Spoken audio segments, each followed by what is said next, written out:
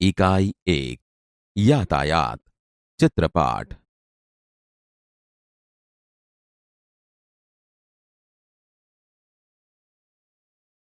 विद्यार्थी मित्रों, आपने बगीचे को देखा होगा। आज हम फिर से बगीचे की सैर करने के लिए जाएंगे। अरे, आप मुझे पहचानते हैं कि नहीं?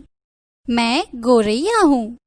आप मुझे चकली के नाम से पहचानते हैं, लेकिन अब मुझे गोरैया कहकर बुलाना। चलो, तो हम इस बगीचे में कौन कौन से फूल है और फूल नहीं है, यह देखते हैं। अरे अरे, देखो देखो, यह बाग तो फूलों से भरा पड़ा है। लगता है वसंत ऋतु इस बाग में आ बसी है। देखो दोस्तों, इस फूल को तो आप पहचानते ही हो ना? यह है गुलाब। गुलाब कितना सुंदर है, आपको पसंद है ना? इस पौधे पर कांटों के बीच देखो तो कितने गुलाब खिले हैं। गुलाब के पास ही छोटे छोटे सदाफुली को देखिए। सदाफुली हर ऋतु में खिलते हैं, इसलिए गुजरात में तो इसे लोग बारमासी कहते हैं। वे गुलाबी सफेद रंग में होते हैं।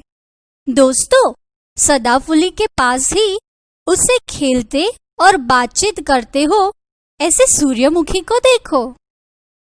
सूर्यमुखी के फूल सूर्योदय से सूर्यास्त तक सूरज के सामने रहकर झुकते ही रहते हैं। आपके घर के आंगन में सूर्यमुखी जरूर उगाना। यहाँ देखो, सूर्यमुखी से ही जैसे रंग छीन के अपना रंग बनाया न हो। यह है गेंदा। गेंदा अधिकतर मॉनसून की ऋतु में होते हैं। इस बगीचे में चंपा का पेड़ देखो। चंपा का पेड़ इतना बड़ा है जैसे फूलों का वह राजा न हो। देखो देखो, पेड़ पर कितने चंपा के फूल लगे हुए हैं। इसके पास ही गुड़हल का पौधा है, कितने सुंदर खिले हैं। दोस्तों, इस बगीचे में एक और कोने में मेरा दोस्त बेला का पौधा है। मैं आपको बेला के छोटे छोटे फूल दिखाती हूँ। देखो, यह है बेला। अरे, इसकी खुशबू तो लीजिए। दोस्तों, इस बगीचे में अभी और भी फूलों के पौधे लगाने बाकी है। आप बताइए, कौन कौन से फूल इस चित्र में नहीं है? एक काम कीजिए, आप अपनी वर्कबुक में इसकी यादें कीजिए और मैं अपने घर जाकर आती हूँ।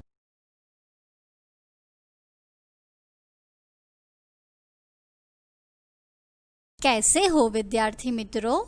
मेरे साथ बगीचे की सैर कैसी लगी? अरे हाँ, मैंने तो इस बगीचे में और भी फूलों के पौधे लगाने की बात कही थी। क्या आपने नए नाम ढूंढे कि नहीं?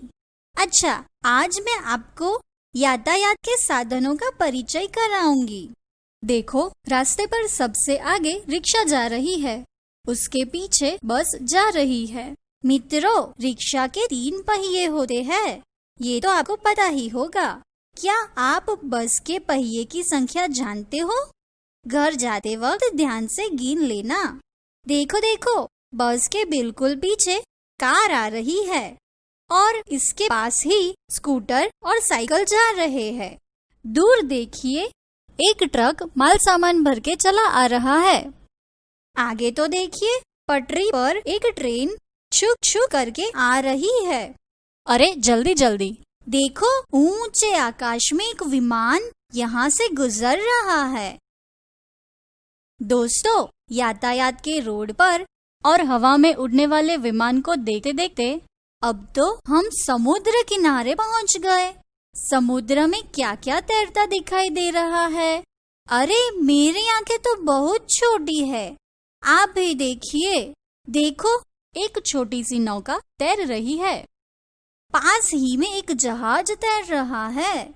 दोस्तों, आज मैंने आपको यातायात के कई साधनों का परिचय करवाया है। अभी और भी साधन आपने देखे होंगे जो मैं आपको नहीं दिखा पाई हूँ। आप अपनी वर्कशीट में ऐसे साधनों की यादी बनाइए। अगली बार मैं आपको उसे भी दिखलाऊंगी। अब इस टिकट का किराया यहाँ दर्शाया गया है। आप बताइए, टिकट में कितना किराया लिखा है?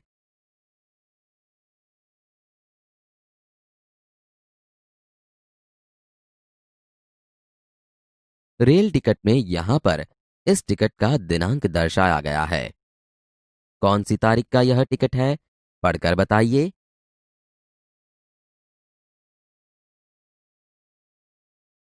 विद्यार्थी मित्रों, देखिए, यह बस का टिकट है। बस कंडक्टर हमें बस का टिकट देता है। टिकट देखिए, यह टिकट कहाँ से कहाँ तक का है? आपको देख के बताना है।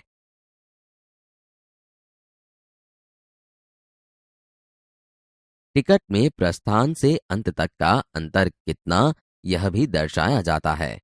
आपको देख के बताना है।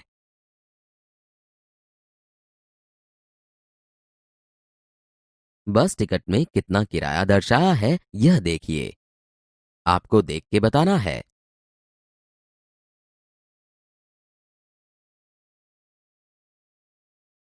रामू नाम का एक चरवाहा रामनगर नाम के गांव में रहता था। वह रोज सुबह अपनी भेड़ बकरियां लेकर गांव के बाहर जंगल में चराने जाता था। हर रोज की तरह रामू अपनी भेड़ बकरियों को लेकर जंगल में गया। दोपहर के वक्त वह अकेला था। जंगल सुमसाम हो गया था। उसने बैठे बैठे सोचा, आज गांव वालों का मजाक उड़ाया जाए। उसने खड़े होकर चिल्लाना शुरू किया, बाघ आया, बचाओ बचाओ। रामू के चिल्लाने की आवाज से गांव के लोग जंगल में आ गए। उनके हाथ में हथियार थे। उन्होंने रामू को पूछा कि तू चिल्ला रहा था कि बाघ आया, बाघ आया। बाघ कहां पर है? रामू जोर जोर से हंसने लगा। उसने कहा, अरे मैं तो मजाक कर रहा था। यहां तो कोई बाघ भाग नहीं आया है। मैं तो सिर्फ आपको उल्लू बनाना चाहता था। गांव के लोगों ने रामू को काफी खरी खोटी सुनाई। गुस्से होकर वे वापस चले गए। उसी दिन शाम का वक्त था। रामू की भेड़ बकरियां चारा चर रही थी। उसी वक्त एक भयानक बाघ वहां कूद पड़ा। उसने भेड़ बकरियों पर हमला कर दिया। रामू तो घबरा गया।